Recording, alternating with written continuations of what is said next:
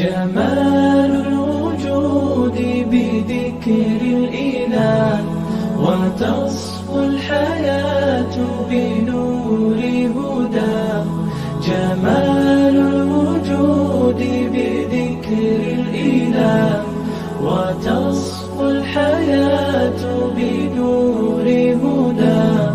وتطلب نفس له طاعة، ويبلغ سعد إلى منتهى. فؤاد شغوف إلى ربه